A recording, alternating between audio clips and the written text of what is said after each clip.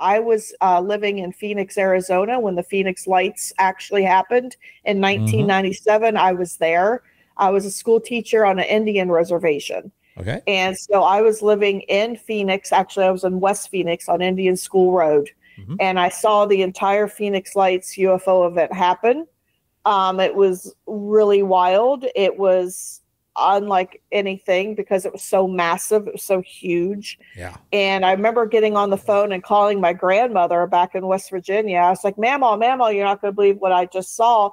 I don't know what this is. I don't know what it means, but if it's the end of the world, I love you. And I was like, I don't know what this was. I didn't, it was my first time. I was 22 years old. I mean, Right. I didn't even know what I was seeing really.